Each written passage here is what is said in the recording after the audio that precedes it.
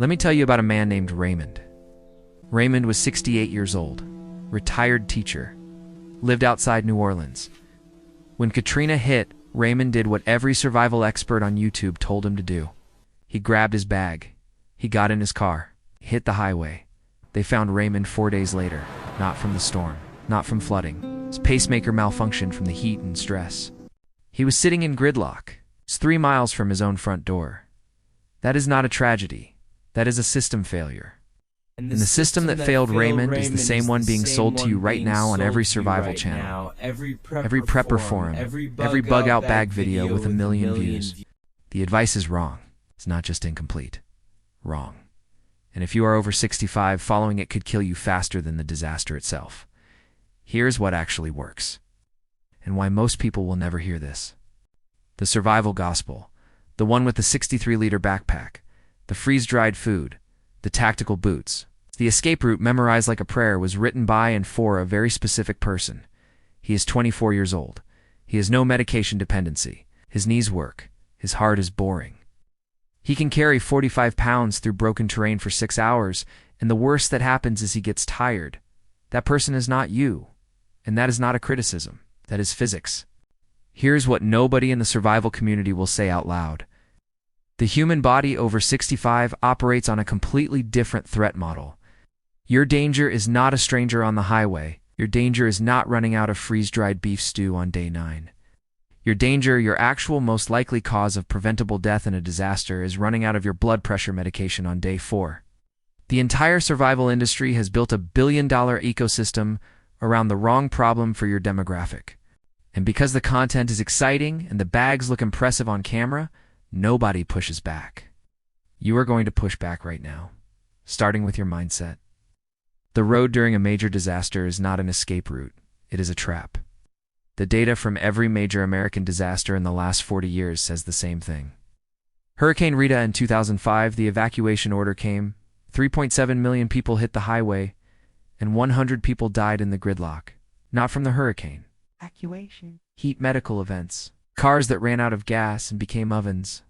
When you are over 65, and you add cardiovascular stress to panic, to physical exertion, to sitting in a metal box in 95-degree heat, you are not evacuating. You are creating a second emergency on top of the first one. Your home is a fortifiable position, and you are going to turn it into one. Water is the first thing you do, and it is simpler than anyone makes it sound. Before any serious storm or grid threat, you fill a bathtub water bladder. You can buy one online for about $30. It holds 100 gallons of clean water. It is roughly 100 days for one person at conservative use. You did not need a filtration system. You did not need a gravity filter or iodine tablets or anything else they are selling you. You needed $30 in 5 minutes. Food is even simpler. The survival community will try to sell you expensive high-sodium emergency buckets that will do actual damage to your blood pressure over time. Ignore them completely. Look at your pantry right now. Whatever you already eat, canned soups, rice, beans, peanut butter, buy extra. Build a 90-day extension of your normal diet. If your stove is electric, add a propane camping burner and 2 spare canisters. That is your entire cooking infrastructure, fully functional, $40.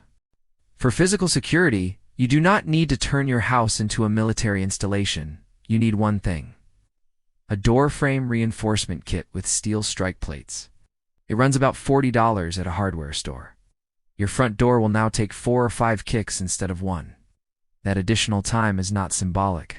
In a break-in scenario, that 30 seconds is when you make decisions. 30 seconds is everything. Now here's the part they never put in the survival videos because it is not photogenic. Your medication is not a comfort item. It is structural infrastructure. Think about what that means.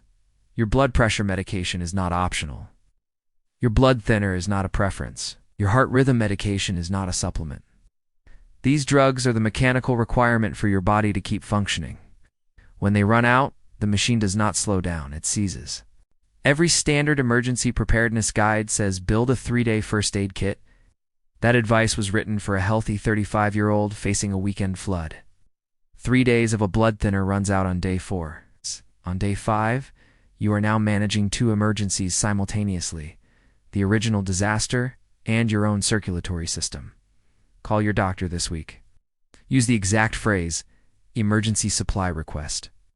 Some insurance plans allow a 90-day fill. Some states have medical emergency dispensing laws that release up to 30 additional days during a declared disaster. You need to know which category you fall into before you need it. Print your complete medication list and medical history. Seal it in a waterproof bag and keep it with your most important documents. Your phone will die. Paper does not need charging. The third asset most people overlook is already sitting right outside their front door. It is their neighborhood. Human networks beat individual resources at almost every threat level. This is not a philosophical statement. It is an operational reality.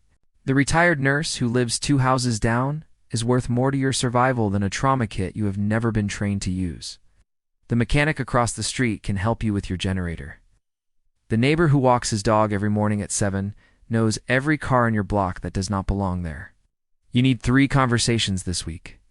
First, identify one close neighbor you genuinely trust.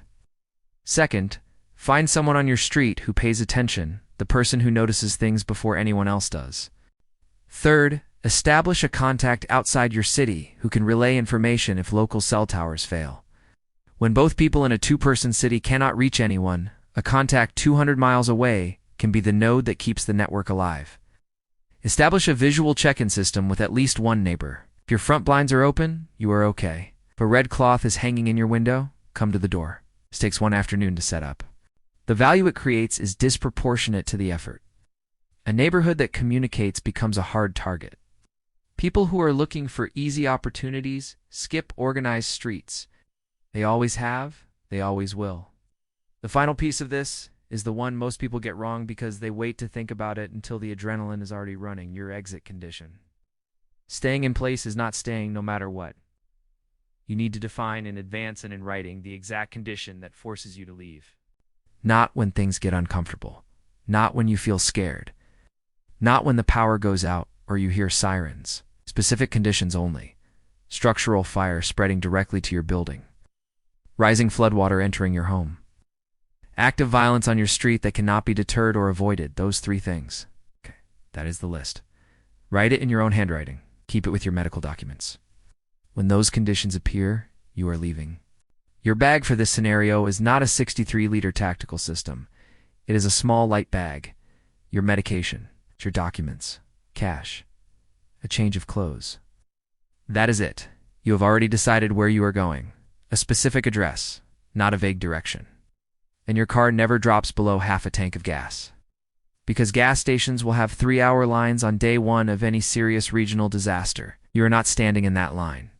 The people who survive extended infrastructure disruptions at the highest rates are not the ones who moved fastest or packed the most gear. The data from every major American disaster over the last half-century says the same thing. It is the people who knew their homes thoroughly, trusted their neighbors genuinely, maintained a 90-day medication supply, defined their exit condition before the adrenaline made the decision for them. A 68-year-old operating from a fortified home with full medication and a functioning neighborhood network is not at a disadvantage compared to a 24-year-old with a bug-out bag. They are at a significant advantage. The 24-year-old is making exhausted, dehydrated decisions at mile 6 of a highway that has become a parking lot. You are inside. Your water is stocked. Your medications are current. Your neighbors know your signal. Your exit condition is written down and laminated. The chaos of a disaster does not sort by age. Physics applies to everyone. The question is not how fast you can move. The question is how long you can hold your position while everyone else burns through their resources in the first 48 hours. Hold your position. Your medication is stocked. Your water is ready. Your network is built. Your exit trigger is written down. The mission does not stop because the lights went out. If this gave you something real, subscribe. There is more coming.